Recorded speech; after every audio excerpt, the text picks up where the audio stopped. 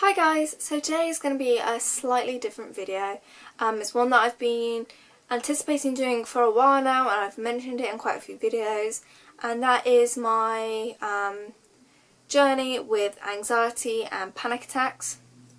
Now, you're probably thinking every other YouTuber that makes videos seems to have social anxiety or panic attacks or anything like that, and I think it's probably just because more people are talking about it that we're realising how common it is. That's something I've definitely learned through my journey, and I will go on a bit more in depth with that later in the video. I warn you, this is going to be a long video, but I will link my original blog post that I wrote at the start of the year about my anxiety.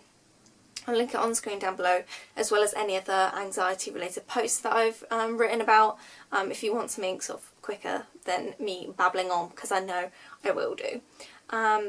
I'm sure when I come to edit this video I'll remember things that I wanted to say that I didn't mention, and there's definitely a lot of notes that I've got here to make sure that I talk about certain things, but I keep putting this video off and I'm like, let's just get it done. Where do I start? I literally had to go back through my old diaries to pinpoint time references and things like that, and to see how I was feeling at that time, because it's all sort of a blur now. But I will take you back to what I think triggered it. Back in 2012, around June, July, I came down with a really bad spell of food poisoning.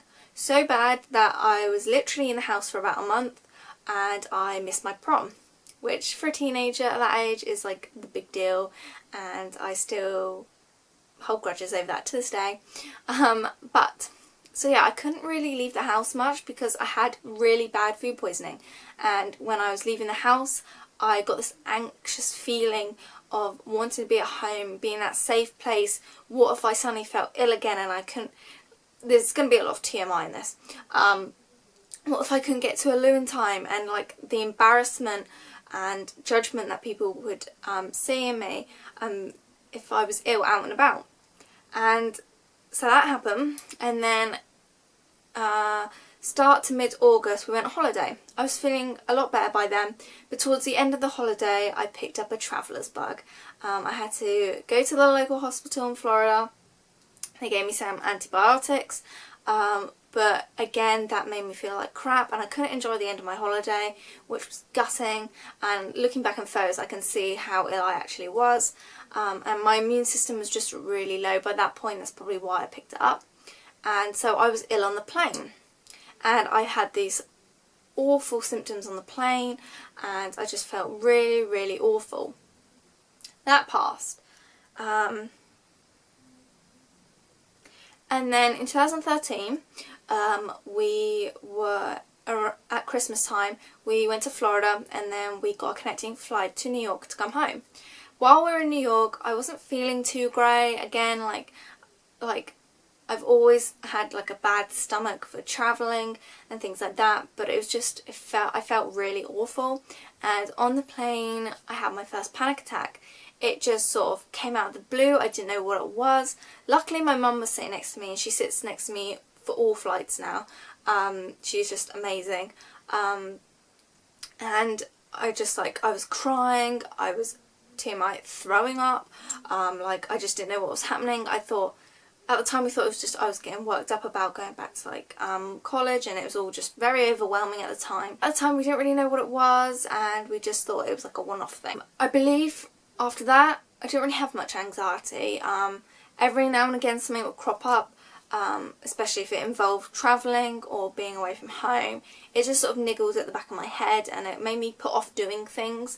I've always not been a very outgoing person anyway. I'm very introverted like that, and quite shy in like large group settings. I don't like clubbing and things like that. And then in February 2014 I had my biggest panic attack. I was due to be going on a college trip to Iceland, and that week I wasn't feeling overly excited about it. Every time I thought of it, I thought of the travelling aspect and being away from home. Because of the previous college trip to Barcelona, I was ill one morning and stayed at the hostel, and I just didn't like that memory, didn't like being on my own, away from family. It's just not nice to be ill away from home and not being cared for by people that you like really, really trust. Even though I know that my tutors would have, but and then the night before I was just getting more and more anxious, and I woke up like at 1 in the morning. I was like sweating, I felt my heart going, I was feeling sick, I was feeling tingly, all my senses were heightened, and I just knew I was having a panic attack. Straight away went into my parents and literally had a meltdown. I barely slept that night. Needless to say, I didn't go on the Iceland trip, which at the time it was the right thing to do because I was just in such a state. And it's unfortunate that it stopped me from doing that, and it stopped me from doing other things just because my panic attacks get in the way. But that night I barely got any sleep. I was just feeling really ill, just really sick, feel really tingly, like I can't really remember, but my body just gets like over heightened. And I literally slept in my parents' bed that night. Not ashamed to say it, because at the time that's what is comforting to you, and if you've been in that situation, you know what your comfort is. And for me, that is being with my parents and feeling safe. And we all had the worst night's sleep, and I just felt rough for the next couple of days, and we were like, we need to just do something about this anxiety, because if it's going to stop me from travelling, then something needs to be done. So like I said, I get all these different symptoms when I'm having anxiety or a panic attack, and they can vary from like just a little bit of anxiety to the full-blown panic attack. But most of the time I just feel sick, I feel hot, can't concentrate on anything, I'll go very still and very quiet, and like I sort of lock up in a way. I get a really bad stomach because my digestive system's shutting down because it's going into that fight or flight mode. And yeah, it's just a not nice feeling. Since that February in 2014, again we went on holiday that year, a 9-hour trip to Florida. Again, I was having panic attacks. It wasn't as bad on the way back, but I'll get into more of like how I deal with it and things like that. But yeah, I was throwing up, having the worst flight ever. So what we've sort of narrowed it down to is the fact that it's the fear of being away from home, or being away from a safe place and being ill, being trapped, not being able to leave the situation, which I think is why flying is the main reason behind it, because you can't get out of a plane. And if you're on it for 9 hours, you're basically stuck there. So that is not, because I've been flying since I was a baby, so it's not the actual flying that worries me, it is that being trapped if I'm ill and flying over the sea. What can I do about it? So what have I done to combat it? At start I had counselling, which in hindsight don't think it really helped that much. It helped to sort of figure out why I was getting anxious and what it was like, what was causing it. So in that sense it was good. She was telling me all these very rational things and giving me a lot of facts that my doctor never actually did. And I've never actually been diagnosed with panic attacks or anxiety, but my doctors have all sort of agreed that I have it. But no one doctor or one person has said, yep, you suffer with anxiety, you suffer with panic attacks. That's something that I've sort of had to self-diagnose myself with, in a sense. So I had the counselling, and at the time I was still getting panic attacks, I was still feeling anxious. I didn't feel it helped much. The only benefit of having the counselling at that time was my nan passed away during that time, so she helped me get through that period, and I felt that that was really beneficial, but that's a different topic. So at this time I was still had my fear of flying in that sense. It's prevented me from getting on trains and underground trains like tubes. I couldn't go to a McBusted concert because the thought of going on a train and being in London freaked me out. And I went to an Emblem 3 concert, and when I was out and about I had a panic attack. I managed to actually get through the concert and felt fine, but it was just that initial panic attack that just makes you feel awful, and it just really drains you. So some other things I've tried all those herbal remedy things, especially when I was doing my driving. I used that herbal stuff, the spray and all that. Don't think that helped a lot. I was put on a pill that I could take before flying to help. It's like a makes you drowsy, in a sense. I won't mention the names of them because you should really go to your doctor and they'll tell you what's best for you. It was a very low dosage. I don't think it helped. I was still getting my panic attacks on the plane. So I tried that. Then I tried hypnotherapy, which again, I don't think it helped overly. It definitely relaxed me. I was so relaxed when I came out of there. But it was expensive for every session, and day to day I was still getting panic attacks. At that time they were getting really bad. I was worrying about going to work, and I was literally crying in the staff room at work before a shift and not wanting to go, which was awful because I love my job. And all this anxiety built up, and it was impacting more and more in my day-to-day life, and I was like, something needs to be done. So I stopped the hypnotherapy, and I finally made a decision to go to my doctor and be put on medication. I'm now on a daily pill. I take one a day. It's not addictive, but boy does it make me feel great. Like, my mum has noticed such a difference in my mood, because before I started taking these pills I was depressed. I have suffered with depression before in the past, and it's not something that I've talked about a lot before. Never really talked about it with my parents and all that, but like that could be a whole nother different video. I feel that has really helped, and I feel like I didn't go straight to medication. I've tried all these different things. I've had MP3s for my hypnotherapy to help. The only thing I haven't really tried is cognitive behavioural therapy. I mean, I've done a little bit in my counselling, but I haven't really done a lot of that. I've done breathing techniques and things like that. I just can notice such a difference now. My parents can notice a difference in me. I just feel happier. So for me, it's worth taking those pills. The true test will be to see when I go on a plane what I'm like. But touch wood, I haven't really had any panic attacks. I've had a little bit of anxiety here and there, but it's been nowhere near as bad as before I took them. I must say, when I first started taking them, my anxiety got worse before it got better.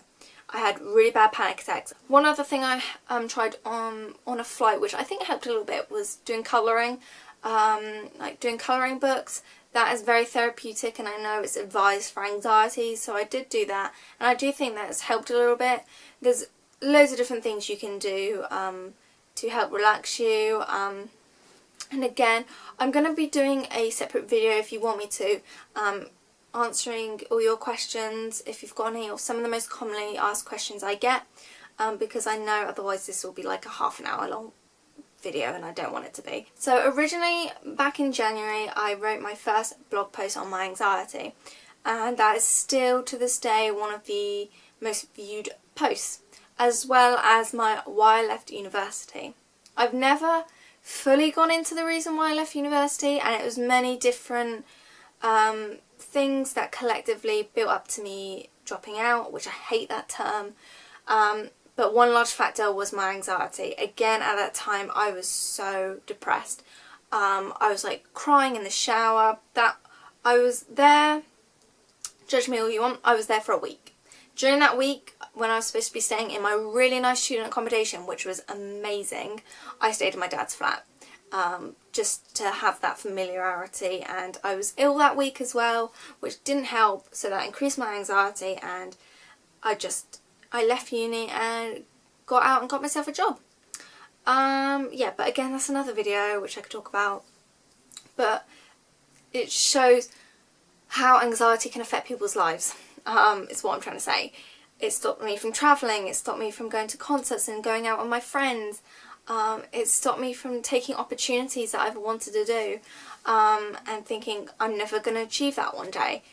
But slowly I'm starting to think more positively, and I finally feel like I'm getting into a better place. One thing that has helped has been writing my blog posts and just getting it out there.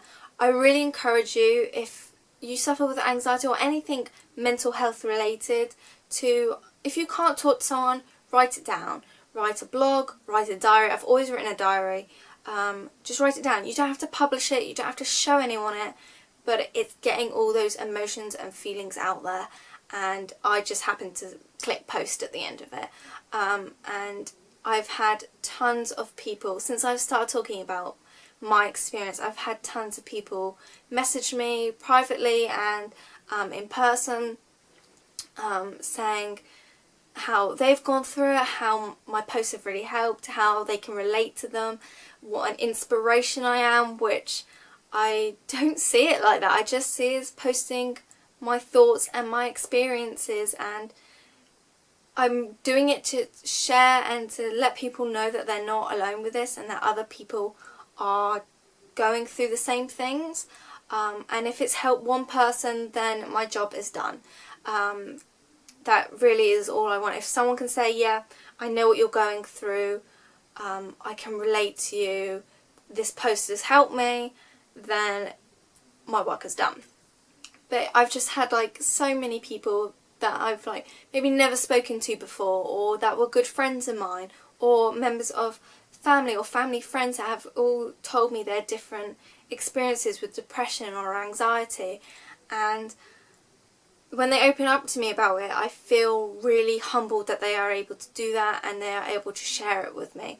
There's one thing that I've always said, is that I believe that I'm a good listener, and I'm always there for people if they want just someone to talk to. I'm not going to judge them, because we all have our own problems and issues, and if they need someone to talk to, then I will be the first person to put my hand up and say that I will listen. And if you're watching this and you want to tell me your story, you need someone to talk to, leave a comment, message me, head over to my blog and message me there. I will leave my email below if you want to email me that way. I've even had an author of one of the books that I've read message me, found my book review, then found my post on anxiety and told me how he goes through that same thing, how he can relate, and that people are out there rooting for people like us with anxiety, and that it does get better, and that we can just live with it and be more than just our anxiety, because we are not defined by it. I feel like I've spoken really quickly in this video, and it's just like all poured out. And one person that helped at the start was Zoella. I'm on the fence about her because she's so popular now. She's like, people criticise her a lot, but for me, when she put up that first anxiety video about panic attacks, that I was like, that is what I'm going through. Like, a light bulb went off and I was like, I can recognise something in this. Her, and also Graveyard Girl or Bunny, again suffers with anxiety. And so those two have been sort of my celebrity YouTuber people that I look up to. I'm trying to think if there's anything else. There's probably going to be tons of things that I want to add to this when I finish recording. But yeah, if you've got any comments, any questions, leave them below and I can make a separate video answering all your questions. If you've happened to stumble across this video, thanks for watching. I do post more light-hearted videos and people will just stumble across it and think, whoa, this girl just has anxiety, but there is more to me than just that. This is just one thing that I have to deal with. One video that I'd actually really love to do is a sit-down video with either my mum or my dad, or eventually both of them, if they'd agree to it, and put some questions to them to ask them about my anxiety and depression, and how they've had to come to terms with it. I don't want to stop this video because I know once I stop there'll be something else I want to say. So I think the final thing I just want to say is, if you've happened to watch this, I know my subscribers will obviously see it, but I will be posting it on social media. So if you are a friend or an acquaintance or a family friend and you happen to watch this, just thank you for all your support in the past with blog posts and things like that. I've just had so many kind messages, even from people I don't know or don't know that well, and it's just really nice to have that support, and I wish that everyone had that same amount of support, and I feel like I'm on the campaign now to make more awareness of mental health, and to be I will continue talking about it for as long as it needs to be talked about, and I will continue sharing my experience and what I've been going through in hopes of helping others and sharing our stories together. So yeah, I think that's all I've got to say. I feel really out of breath now. But thank you for watching. So I will see you in my next video. Bye guys.